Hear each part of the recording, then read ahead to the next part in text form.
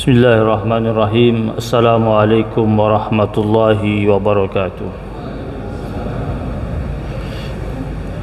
Alhamdulillahi rabbil alamin. Wa bihi nasta'inu ala umuri dunya waddin. Wassalatu wassalamu ala ashrafil anbiya'i wal mursalin Sayyidina wa maulana Muhammadin wa ala alihi wa ashabihi ajma'in. Allahumma salli wa sallim ala Sayyidina Muhammad al-fatihi lima ughliqa wal khatimi lima sabaq nasiril haqqi bil haqq wal hadi ila siratikal mustaqim wa ala alihi haqqa qadrihi wa miqdarihi al-azim. Subhanaka la ilma lana illa ma 'allamtana innaka antal alimul hakim. Subuhun quddusun rabbuna wa rabbul malaikati war ruh. Muslimin muslimat jamaah majlis kajian ba'dal maghrib Masjid Jami' Al-Mubarakah yang dimuliakan Allah Subhanahu wa taala. Alhamdulillah, kita mensyukuri nikmat Allah yang Allah berikan kepada kita, sehingga pada malam hari ini kita kembali dapat sama-sama hadir dan duduk di majlis ilmu dengan harapan agar Allah Subhanahu wa taala hadirkan keberkahan, turunkan taufik dalam kehidupan kita. Allah kabulkan segala macam bentuk hajat dan keinginan kita. Allah penuhi segala macam bentuk apa yang kita minta kepada Allah Subhanahu wa taala. Jamaah yang dimuliakan Allah Subhanahu wa taala, salah seorang sahabat Nabi yang bernama Al-Aqra bin Habis, dia nama aslinya Firas sebenarnya, tapi karena di kepalanya itu ada bulatan botak di kepalanya, dipanggil dengan sebutan Al-Aqra, ya, nama lakabnya. Dia datang ke Nabi dan bertanya kepada Rasulullah sallallahu alaihi wasallam, "Ya Rasulullah, wahai Rasulullah, al-hajju fi kulli sanatin marratan wahidatan." Ya, dikatakan al-hajju fi kulli sana, ya, al-hajju fi kulli sanatin au marratan wahidatan. Dia tanya sama Nabi, haji itu di setiap tahun ataukah sekali saja? Apakah patut haji itu tiap tahun atau cukup satu kali? Qala bal marratan wahidatan. Kata Nabi, cukup satu kali. Faman zada fahuwa tatawwu'un. Maka barang siapa yang berhaji lebih dari satu kali, maka hukumnya sunnah. Hadis riwayat Imam Abu Dawud. Jamaah yang dimuliakan Allah Subhanahu wa taala, kita berada pada bulan Zulhijjah. Sebagian daripada keluarga kita, kerabat kita, teman kita melaksanakan ibadah haji yang merupakan penyempurnaan rukun Islam yang kelima. Dan hadis ini merupakan penjelasan dari Nabi bahwasanya hukum haji cukup sekali.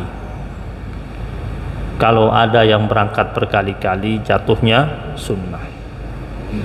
Tetapi biasanya orang kalau sudah datang ke Baitullah pasti pingin lagi, karena Makkah itu dan Ka'bah itu ada magnetnya. Kita berangkat umroh pingin lagi. Gak ada orang yang sudah pernah sampai ke sana kecuali kalau ditanya pingin lagi, bilang pingin lagi. Orang mukmin, ya, orang mukmin yang imannya kuat pasti ada koneksi dia, koneksi hatinya dengan Ka'bah. sehingga kita pun tidak bisa menahan kalau seumpamanya ada orang ingin berkali-kali berada di tanah haram. Tetapi hadis Nabi yang mengatakan cukup satu kali itu karena Nabi tidak ingin membebani umatnya. Jika Nabi mengatakan boleh berkali-kali. Jadi inilah kebaikan yang dimiliki oleh Rasulullah sallallahu alaihi wasallam. Nah, jamaah yang dirahmati Allah Subhanahu wa taala. Al-Aqra ini, sahabat Nabi ini yang nama aslinya Firas ini, dulunya sebelum dia masuk Islam dia seorang hakim dari Bani Tamim, dan dia orangnya sangat tegas dan disegani. Segala macam bentuk persoalan-persoalan di masa jahiliyah itu, orang-orang jahiliyah datangnya sama dia, salah satunya berkunjung kepada dia karena dia banyak menyelesaikan atau menuntaskan problem-problem yang ada pada waktu itu. Dia bersama teman-temannya dari Bani Tamim itu pernah datang menemui Nabi di siang hari waktu belum masuk Islam. Dia datang ketemu Nabi di siang hari, Nabi sedang istirahat, mereka panggil Nabi agar Nabi keluar karena dia sedang membawa bersama teman-temannya para pujangga yang katanya mau mengadu syair, karena mereka mengira pada waktu itu sebelum mereka masuk Islam, mereka mengira yang Nabi sampaikan itu yang merupakan ayat-ayat Al-Quran, mereka kira itu syair. Maka siang-siang dia bawa beberapa orang, bahkan ada yang mengatakan sampai 70 orang, sampai 80 orang, siang-siang datang ke rumahnya Nabi dan berteriak dari balik bilik, dari balik kamar rumahnya Nabi, memanggil Nabi di siang hari agar Nabi keluar dan mendengarkan siapa pujangga yang sedang mereka bawa dan ingin dipertontonkan syair mereka itu. Tetapi ketika Nabi keluar, terlihat wajah Nabi tidak begitu suka. Kenapa? Karena Nabi sedang istirahat dan terganggu dengan teriakan mereka sehingga membangunkan Nabi. Dan akhirnya turunlah firman Allah surat Al-Hujurat ayat yang keempat, di mana Allah Subhanahu wa taala mengingatkan, innal ladzina yunadunaka min wara'il hujurati aktsaruhum la ya'qilun. Sesungguhnya orang-orang yang memanggil engkau wahai Rasul dari balik bilik kamarmu itu, kebanyakan dari mereka tidak berakal. Jadi orang yang tidak punya akhlak sama Nabi itu dituding oleh Allah Subhanahu wa taala sebagai orang yang tidak punya akal. Jadi yang tegur langsung Allah. Jadi Allah mengecam orang yang memanggil Nabi dengan sebutan nama saja, karena waktu itu mereka panggil dengan sebutan nama. Yang kedua, Allah mengecam orang yang tidak tahu tata krama ketika bertamu ke rumahnya Rasul sallallahu alaihi wasallam.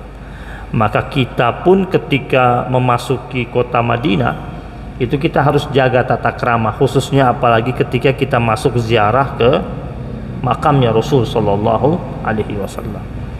Kita jangan sampai masuk disebut sebagai orang yang Allah katakan la ya'qilun, tidak punya akal.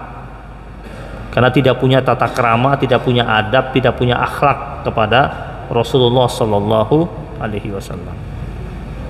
Dalam hadis itu dikatakan Mekah itu ya menjadi tanah haram itu disebabkan permintaan Nabiullah Ibrahim alaihissalam, dan Madinah menjadi tanah haram atas permintaan Nabi Muhammad sallallahu alaihi wasallam. Jadi Madinah itu menjadi kota spesial, Rasul minta sama Allah Subhanahu wa taala, dan Mekah menjadi kota spesial permintaan Nabi Ibrahim alaihissalam.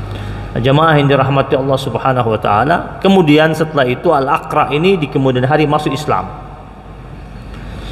Nah, setelah dia masuk Islam, Al-Aqra ini sebenarnya terkenal orang yang kaku dia. Jarang tersenyum.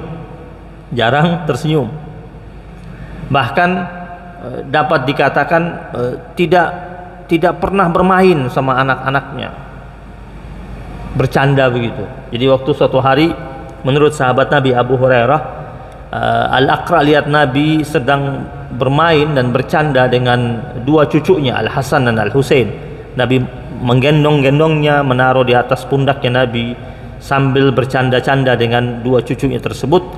Terus kata Al-Aqra bin Habis kepada Nabi, "Ya Rasulullah, di rumah saya ada 10 orang bocah, ada 10 orang anak. Di rumah saya ada 10 orang anak.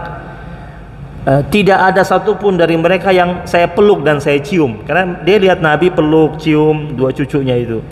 Dia bilang, di rumah saya itu ada 10 orang, tapi tak seorang pun di antara mereka yang saya peluk dan saya cium. Terus Rasul sallallahu alaihi wasallam, diriwayatkan oleh sahabat Nabi Abu Hurairah radhiyallahu taala anhu, bersabda kepadanya, "Man la yarham la yurham."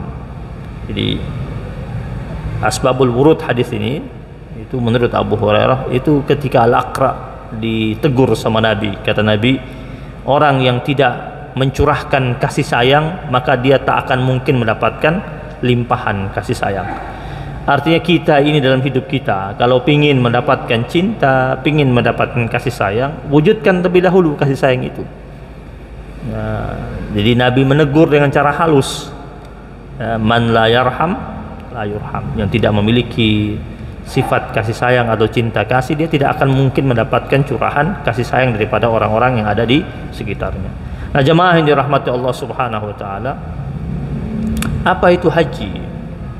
Ulama mengatakan al-hajju huwa al-qasdu ila Allah. Haji itu adalah perjalanan yang disengaja menuju Allah Subhanahu wa taala. Artinya orang beriman itu dia harus punya niat dalam dirinya kalau dia mau berhaji. Nanti jalannya biar dibuka sama Allah Subhanahu wa taala. Yang penting ada niat, ada keinginan, ada keseriusan dan ada usaha. Kita semua sadari betul bahwasanya panggilan haji itu sudah ada sejak zaman Nabi Ibrahim alaihissalam. Jarak Nabi Ibrahim ke Nabi Muhammad kurang lebih sekitar 2800 sampai 2900 tahun. Ya, dan panggilan itu muncul dari zamannya Nabi Ibrahim. Zaman Nabi Muhammad kita sekarang sudah 1446. Kalau dijumlahkan berarti kurang lebih sekitar berapa tahun? Ya, 4000 tahun lebih. Ya, panggilan haji itu sudah ada. Jadi salah besar kalau ada orang bilang belum ada panggilan. Panggilan itu sudah ada sejak zaman Nabi Allah Ibrahim alaihissalam. Tinggal kembali kepada kita bagaimana menyambut dan menyongsong panggilan tersebut. Jangan kita berpatokan dengan adanya materi atau tidak. Materi nanti akan ada dengan sendirinya, kesempatan itu akan ada dengan sendirinya.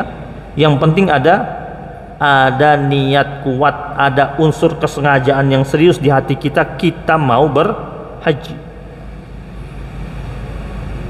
Buktinya yang punya duit banyak belum tentu bisa berangkat. Tuh yang rame-rame sekarang ini, yang haji furoda, ya, itu paketnya dari harga 350-an sampai 925 juta, ada sampai 1 miliar. Bayar satu orang 1 miliar, yang berangkat bayar tahun ini, berangkat tahun ini, pada nggak berangkat semua tahun ini. Ya, dari harga yang paling murah 350, 380 sampai yang 900 mendekati 1 miliar, ada yang beli, ada yang bayar, tapi nggak jadi berangkat. Kenapa? Karena ibadah haji ini jalurnya jalur langit, bukan jalur duit. Kalau dari jalur langitnya belum dibuka walaupun banyak duit, nggak bisa sampai ke sana, nggak bisa sampai. Jadi uang memang instrumen yang bakal dipakai untuk berhaji, karena Allah berfirman, walillahi 'alan nasi hajjul bait man istata'a ilaihi sabila. Ada kata istita'ah di sini. Ulama menjelaskan tentang istita'ah dua, istita'atul mal, istita'atul jasad, mampu secara finansial, secara keuangan, dan mampu secara fisik. Dan yang menarik, coba kita perhatikan, seluruh redaksi tentang haji itu dengan menggunakan kata lillah. Walaupun seluruh ibadah kita harus lillah kan, sholat kita harus lillah, Puasa kita harus lillah, zakat kita harus lillah. Tetapi redaksi tentang sholat nggak disebut lillah di situ. Tetapi memang kita harus melaksanakan lillah. Tetapi untuk haji, redaksi Al-Qur'annya Allah gunakan kata lillah. Setidaknya ada 2 ayat itu. Ya. Wa atimul hajja wal umrata lillah. Ya. Sempurnakanlah haji dan umrah lillah. Walillahi 'alan nasi hajjul bait. Walillahi lagi disebut. Kenapa? Karena Allah menginginkan hamba-hambanya itu berangkatnya ke sana betul-betul semata-mata karena Allah. Bukan untuk gagah-gagahan, bukan untuk keren-kerenan, bukan untuk dapat gelar haji di depannya, bukan untuk itu semuanya. Bukan untuk tunjukkan kepada orang dia ini orang yang hebat yang sudah bisa berangkat berkali-kali, atau karena duitnya banyak dia bisa berangkat. Tidak, Allah sebut lillah. Maka perlunya bersihnya niat. Jadi bukan hanya sekedar ritual yang kita laksanakan ketika kita berhaji itu, tetapi di situ syarat dengan nilai-nilai filosofi. Haji itu dikatakan oleh para ulama gambaran kehidupan umat manusia pada masa lalu, pada masa sekarang, dan pada masa akan datang, yaitu di akhirat kelak. Semuanya diatur oleh sang pemilik skenario, yaitu Allah Subhanahu wa ta'ala. Kalau masa dahulu aktor utamanya itu Adam alaihissalam, Hawa alaihissalam, ada Ibrahim alaihissalam, ada Ismail alaihissalam, ada Hajar alaihissalam. Tokoh-tokoh itu yang kita ingat, ya, Hajar, Ismail, Ibrahim, Adam dan Hawa yang pertemuan mereka di Jabal Rahmah itu. Terus tokoh antagonisnya dari dulu sampai sekarang dan selanjutnya, tokoh antagonis cuma satu, setan. Tokoh antagonisnya, settingannya itu peran mereka memainkan peranannya di area mana? Di area sekitar Masjidil Haram, wilayah Mekah, Safa, Marwah, Mina, Arafah. Settingannya, wilayahnya sekitar di situ. Latar waktunya pagi, siang, sore, malam. Nah saat sekarang ini siapa aktor utamanya? Para pelaku ibadah haji sekarang ini yang sedang berangkat. Mereka semua aktor, semua sedang memerankan peranan mereka masing-masing, ya, sedang diperhatikan oleh Allah Subhanahu wa ta'ala, ya. Di tiap-tiap jamaah haji mereka sedang memainkan peranan mereka. Mereka sedang ikut dalam pementasan akbar pada saat ini, yang datang dari segala penjuru dunia bergabung menjadi satu. Berbeda suku, berbeda bahasa, berbeda ras, berbeda kulit, berbeda rambut, ya.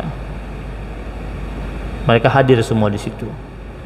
Ketika Nabi Allah Ibrahim alaihissalam, Allah Subhanahu wa ta'ala perintahkan padanya, wa azzin fin nasi bil hajj, dan umumkanlah kepada seluruh manusia untuk berhaji.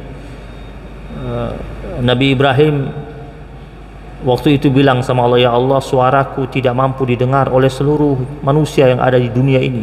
Allah bilang, tugasmu umumkan saja. Nanti sampainya kepada mereka tugas aku, Allah Subhanahu wa ta'ala. Maka Allah kata, ya'tuka rijalan wa ala kulli damirin ya'tina min kulli fajjin amik. Mereka nanti akan datang dengan ada yang berjalan kaki, ada yang menunggangi kendaraan, naiki unta-unta yang berbadan kurus dan segala jenis kendaraan lainnya. Ya'tina min kulli fajjin amik. Allah sudah katakan itu sama Nabi Ibrahim. Nanti mereka itu akan datang dari segala penjuru dunia. Padahal waktu itu pengumumannya di mana? Di Mekah. Dan pada saat diumumkan cuma orang-orang di sekitar situ aja. Tetapi dengan kuasa Allah sampai sekarang, bahkan belahan bumi mana yang tidak tahu ada haji? Tahu. Bahkan orang-orang non-muslim tahu ada haji. Ya, tahun kemarin saya berangkat itu ada teman saya orang Katolik lagi mau maju pilkada tahun kemarin pas dia tahu saya wukuf di Arafah, WA minta doa. Non muslim. Waktu saya baru sampai di Mekah, dia pas WA sama saya lagi di Mekah ini. Terus udah doain saya, udah selesai dengan doain saya ya. Pas tanggal 9 lagi wukuf, tahu dia. Dia lihat di TV orang lagi wukuf berita. Dia WA, Habib sudah di Arafah. Iya, doain saya ya. Non muslim. Semua panggilan haji akhirnya sampai kemana-mana, semua orang tahu. Tinggal sekarang bagaimana kita menyambut, serius apa enggak. Kalau serius sampai, banyak duit kagak serius kagak sampai-sampai. Yang uangnya pas-pasan serius jawab panggilan, terbuka jalan oleh Allah Subhanahu wa taala dan sampai dia di Baitullah. Orang datang haji itu orang sedang mudik ke kampung halamannya yang asli. Makanya Ka'bah kenapa disebut dengan Baitul Atiq, rumah yang bebas, rumah yang merdeka.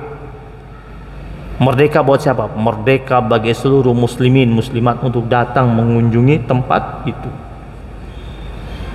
Karena pemiliknya Allah Subhanahu wa taala, pemiliknya Allah. Tidak ada yang dapat mengklaim pemilik dua tanah suci dan mulia. Tidak ada yang bisa mengklaim. Bahkan siapa saja tidak bisa mengklaim itu milik dia. Kepala negara saya di Saudi, kepala negara di Saudi bilangnya apa? Khadimul Haramain, sebagai pelayan dua tanah mulia dan suci, karena memang bukan punya dia berusaha untuk menjadi pelayannya, menservis orang yang datang berkunjung, karena tempat itu miliknya Allah Subhanahu wa taala. Dan kaum muslimin pemiliknya, semua dunia pemiliknya, mereka berhak datang ke situ, berkunjung ke situ, masuk ke situ, karena itu kampung halaman mereka yang asli di situ. Jemaah yang dirahmati Allah Subhanahu wa taala, pada saat nanti tanggal 9 ketika kita di sini puasa Arafah, jamaah haji seluruh dunia berhimpun di satu titik di padang Arafah.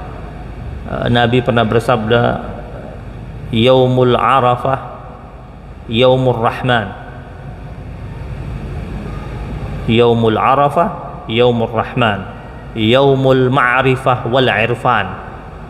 Hari Arafah itu hari cinta kasih dan kasih sayang, di mana Allah mencurahkan cintanya dan kasih sayangnya kepada seluruh jamaah haji yang berwukuf di satu titik itu. Dan itu merupakan puncaknya haji. Dan pada saat itu seluruh malaikat Allah perintahkan turun di situ untuk mengaminkan apa saja yang diminta oleh mereka yang sedang wukuf di Arafah. Bahkan menurut riwayat Rasulullah sallallahu alaihi wasallam saat wukuf, yaitu semenjak waktu zuhur sampai matahari terbenam, Rasul tidak menurunkan kedua tangannya yang ia angkat untuk berdoa. Bahkan kalau dia lelah tangannya, Nabi turunkan satu tangan, turunkan untuk istirahatkan satu tangannya. Lelah tangan kanannya, Nabi turunkan tangan kanannya, tetap angkat tangan kirinya. Lelah tangan kirinya, Nabi angkat tangan kanannya. Setelah itu terkadang Nabi angkat dua-duanya. Sampai kapan? Sampai matahari terbenam.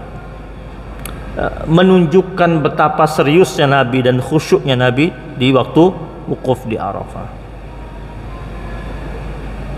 Nah, kita kadang-kadang doa di sini aja, angkat tangannya kagak serius, sebentar ya. Ini Nabi nih, angkat terus. Kita yang puasa di hari Arafah, kita puasa saat saudara-saudara kita sedang wukuf, ya, mereka mulai wukuf, kita sudah sore di sini, mereka wukuf. Kalau punya kerabat, punya saudara yang sedang berhaji lagi wukuf di Arafah, telepon dia, minta didoain kita. Kalau bisa video call sama dia, Kita doa dari sini, kita minta diaminkan di sana. Ya. Kita minta apa yang kita harapkan, kita suruh dia aminkan. Kita sinergi doa. Ya, kita dari sini berdoa, terus kita minta dia yang sedang diwukuf di Arafah itu aminkan dari sana. Buat begitu, nggak apa-apa. Kan itu kan ada waktu di mana jamaah itu biasanya di sana doa sama-sama, terus ada waktu juga diberikan kesempatan oleh pihak travel untuk doa masing-masing. Biasanya mereka keluar dari tenda-tenda mereka itu, kemudian mulai cari tempat yang nyaman untuk mereka berdoa, memohon kepada Allah Subhanahu wa taala. Diriwayatkan Nabi SAW waktu itu membawa rombongan yang cukup besar, haji pertama dan terakhir, yang maka disebut dengan Hajjul Wada, karena setelah itu memang Nabi beberapa bulan setelah itu Nabi meninggal dunia. Nabi berkhutbah di tengah-tengah rombongannya yang cukup banyak itu, dan didengar oleh sahabat-sahabatnya. Dan di antara teks khutbah Nabi itu, salah satunya Nabi berpesan tentang kesetaraan. Kan waktu itu rombongan haji datang dari sahabat Nabi dari bermacam-macam, dari suku yang berbeda-beda, ya. Kemudian ada dari negara yang berbeda, termasuk di situ ada Salman Al-Farisi, sahabat Nabi dari Persia, ya. Jadi ada kemajemukan jamaah haji pada waktu itu. Terus Nabi mulai mengucapkan khutbahnya, dan di antara yang Nabi katakan, ayyuhan nas kullukum min Adam wa Adam min turabin, la farqa baina arabiyyin wala ajamiyyin illa bittaqwa. Wahai sekalian manusia, kalian semuanya dari Adam, dan Adam itu dari tanah. Tidak ada perbedaan antara orang-orang Arab dan orang-orang non-Arab illa bittaqwa, kecuali dengan takwa. Inna akramakum indallahi atqakum. Nabi mensitir firman Allah bahwasanya sesungguhnya yang paling mulia di sisi Allah Subhanahu wa taala di antara kalian, yaitu yang paling tinggi nilai takwanya di hadapan Allah Subhanahu wa taala. Surah Al-Hujurat ayat yang ke-13 itu Nabi sampaikan kepada mereka. Kemudian setelah itu Rasulullah sallallahu alaihi wasallam dikatakan mengucapkan di antara ucapannya, ya Aba Bakrin, ya Quraisyiyun, ya Sayyidun, wahai Abu Bakar, wahai orang Quraisy, wahai para pemimpin, anta wa Bilal, engkau dan Bilal itu sekarang saudara. Ya. La farqa bainakuma illa bittaqwa, tidak ada perbedaan antara kalian berdua indallah, di sisi Allah Subhanahu wa taala, illa bittaqwa, kecuali dengan takwa. Jadi Nabi bilang Abu Bakar sama Bilal sekarang saudara, dan tidak ada perbedaan antara kalian berdua di sisi Allah kecuali takwa. Bilal seorang budak dari Habasyah, berkulit hitam, dulunya orang yang dikatakan terhina, budak, kemudian dimerdekakan. Dia masuk Islam dan kemudian dia dimerdekakan, dan yang memerdekakan dia itu Abu Bakar As-Siddiq atas perintah Rasulullah. Abu Bakar yang membayar Bilal. Tapi sekarang Nabi katakan Bilal sama Abu Bakar sama, saudara, ya, setara. Kenapa? Diikat dengan persaudaraan keimanan. Jadi Nabi ingin memastikan, artinya Abu Bakar tidak perlu merasa lebih hebat dari Bilal, walaupun dia yang memerdekakan Bilal. Bahkan Abu Bakar As-Siddiq menurut riwayat pernah bilang sama Bilal, wahai Bilal, kau jangan pernah lagi segan sama aku, walaupun aku yang memerdekakan engkau. Aku memerdekakan engkau karena Allah dan Rasulnya, tetapi kalau kau ketemu sama aku, jangan engkau segan sama aku kalau ingat tentang itu. Dia nggak mau, Abu Bakar nggak mau. Itu hebatnya Abu Bakar As-Siddiq. Jangan kau segan sama aku karena kau ingat ada jasa aku ketika aku merdekakan engkau. Enggak, aku merdekakan engkau bukan untuk diingat jasa aku, bukan biar kau balas jasa aku, bukan biar kau hormat sama aku, enggak, semata-mata karena Allah dan Rasulnya. Kalau kita kan enggak, kan pernah jasa sama orang, lu nggak tahu lu siapa yang lu nggak tahu gue, lu suka kita bilang begitu kan. Baru nolong orang dikit kita sebut-sebut ulang-ulang. Enggak, Nabi ngajarin enggak begitu, ya. Kemudian setelah itu Nabi bilang lagi, ya Umar, wahai Umar, ya Aba Hafsah, wahai ayahnya Hafsah, ya Faruq al-Islam, ya, julukannya Umar al-Faruq, ya, Umar al-Faruq, ya. Anta wa Suhaib ar-Rumi, engkau dengan Suhaib ar-Rumi sekarang saudara, kata Nabi. Kulit kalian berbeda, wajah kalian berbeda, berasal dari silsilah yang berbeda, tetapi kalian sekarang bersaudara. Engkau dengan Suhaib ar-Rumi sekarang saudara.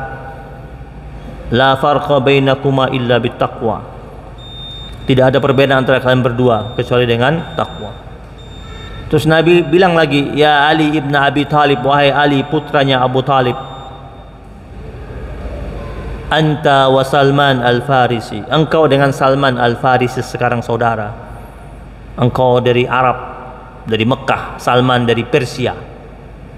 Bahasanya beda, adat istiadatnya beda, tutur katanya berbeda, tetapi sekarang engkau bersaudara dengan Salman al-Farisi. Tidak ada perbedaan antara kalian berdua kecuali dengan takwa. Jadi Nabi sallallahu alaihi wasallam pada saat haji itu Nabi ingin melebur seluruh umatnya dengan satu kesatuan, yaitu nilai takwa. Dan sampai sekarang semua jamaah haji itu mereka lebur jadi satu dengan pakaian yang sama. Mereka tanggalkan seluruh atribut-atribut duniawi yang mereka biasa pakai, karena baju yang biasa kita pakai itu suka melambangkan status sosial, pakaian itu. Tetapi ketika sedang berhaji, ketika sudah memakai pakaian ihram, hilang semua status sosial kita. Kenapa? Kita lebur jadi satu.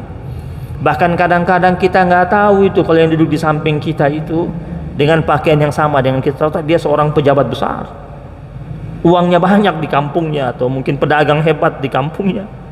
Sama. Allah didik kita itu untuk merenungkan itu semua, bahwasanya kita hanya akan menuju satu titik, yaitu Allah Subhanahu wa taala. Maka kenapa dikatakan wukuf di Arafah? Wukuf dari waqafa yaqifu, artinya berhenti dan berdiam diri sejenak di sebuah padang namanya Arafah, agar kita betul-betul mengenal dan mencari tahu tentang jati diri kita. Kita ini siapa, hendak kemana, sudah berapa lama kita di dunia, bekal apa yang sudah kita himpun, apa persiapan yang bakal kita bawa. Itulah yang dinamakan dengan wukuf di Arafah, arena yang dipakai untuk merenung dan bermuhasabah, mengingat-ingat tentang diri kita sampai kita mengetahui tentang diri kita. Jadi wukuf apa? Berhenti untuk mengetahui jati diri kita sendiri. Jamaah yang dirahmati Allah Subhanahu wa taala, ala kulli hal, ya, mudah-mudahan yang belum berhaji bisa berhaji dan dimudahkan jalannya untuk berhaji. Ya, tahun ini cukup ketat tapi rapi, lebih tertib.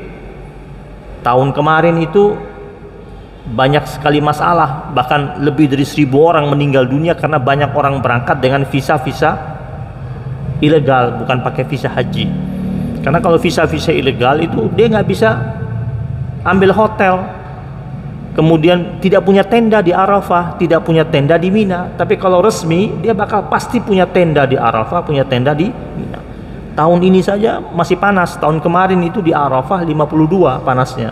Tahun ini diperkirakan di Arafah dan di Mina panasnya sekitar 50, 48 sampai 50. Makanya ada maklumat disampaikan jam 10 pagi sampai jam 16.00, jam 4 sore dilarang keluar dari tenda karena teriknya matahari. Jadi kalau yang fisik-fisiknya tidak mumpuni disuruh untuk tetap berada dalam tenda itu. Bahkan lempar jumrah itu seringnya diarahkan di atas jam 4 atau pagi-pagi sekali bergeraknya. Nah, tahun kemarin banyak sekali yang meninggal. Kenapa? Karena banyak orang yang pakai visanya, visa ziarah bukan visa haji, tidak punya tenda di Mina, tidurnya di pinggir-pinggir jalan, sehingga ada orang meninggal dunia. Dia tidur, dikiranya tidur, ternyata meninggal, lemah, lelah, kemudian kekurangan cairan, dehidrasi, meninggal dunia. Tahun kemarin tuh kebanyakan jamaah dari Mesir paling banyak itu. Makanya ada ratusan travel haji umroh Mesir dicabut izinnya karena memberangkatkan rombongan ilegal. Tahun ini betul-betul tertib. Ya, orang yang mukim di kota Mekah, dia mukim di kota Mekah, punya iqamah, punya kartu tempat tinggal di kota Mekah. Kalau dia keluar ke Madinah, mau masuk lagi sih susah. Padahal dia punya iqamah, punya kartu tempat tinggalnya, izin tinggal di Mekah. Dia tunjukkan itu saja, tapi dia mau masuk ke Mekah nggak bisa, kecuali punya tasreh, surat izin masuk, harus diurus. Dapat tasreh baru bisa masuk. Di warga asli Mekah sekalipun kalau sudah dia berada di luar, ada di Jeddah, pingin masuk, dia urus surat tasreh, masuk diperiksa, ada surat tasreh bisa. Kalau belum ada surat tasreh, disuruh nginap dia di sana di Madinah dulu, atau nginap di Jeddah, suruh nginap di Jeddah, cari hotel dia dah, urus. Ada orang asli Mekah nggak bisa masuk, nginap dulu dia di sana di Jeddah, 3 hari 4 hari baru keluar izin, baru bisa masuk. Yang ilegal ketahuan, tangkap, didenda 20.000 real. Dendanya 20.000 real. Berapa ratus juta itu? 20.000 real dendanya. Harus dibayar dalam tempo 1 bulan. Kalau tidak, di blacklist juga dia. Tidak bisa masuk Mekah selama 10 tahun ke depan. Ini biar tertib dan bagus justru. Jadi setahun ini itu memang dikondisikan jumlah jamaahnya 1,3 juta seluruh dunia. Kita doakan mudah-mudahan semua jamaah Indonesia ini sehat, afiat, hajinya mabrur ya. Bayangkan kalau jamaah haji Indonesia 200.000 orang itu lebih, 200.000 orang lebih berangkat, semuanya mabrur, doanya mustajab, minta apa saja, pulang ke Indonesia, negeri jadi makmur. Ya, tiap tahun 200.000 kalau semuanya doa untuk negeri Indonesia, semuanya doa dengan tulus buat negerinya, insya Allah jadi makmur. Yang penting hajinya dijaga, haji mabrur, pulang jaga hajinya. Kalau pulang 200.000 orang lebih pulang, mereka menjadi duta-duta haji di berbagai daerah. Dan duta-duta haji itu kalau mereka jaga hajinya, kan paling sulit itu jaga mabrurnya, itu menjaga nilai mabrurnya itu, berubah jadi baik. Jangan setelah haji berubahnya cuma 2 minggu, habis itu nggak berubah lagi, balik lagi. Habis haji 2 minggu masih datang ke Al-Mubarakah, rajin. Minggu ketiga nggak kelihatan lagi.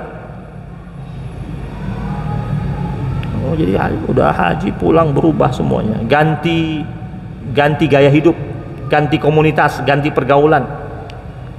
Udah nggak nyawer, masa Pak Haji nyawer? Pak Haji mana? Tuh lagi khitanan cucunya. Di mana tuh? Di panggung lagi nyawer. Gimana? Udah nggak nyawer, udah nggak suka musik, sukanya baca Quran, zikir, dudukin di masjid, ya. Hadir majelis ilmu, bergaul sama ulama, banyak sedekahnya. Itu wallahu a'lam. Mudah-mudahan hadirkan kebaikan buat kita, rahmatullah. Rabbana taqabbal minna innaka antas samiul alim wa tub alaina ya maulana innaka antat tawwabur rahim. Rabbana la tuzigh qulubana ba'da idh hadaytana wa hab lana min ladunka rahmah innaka antal wahhab.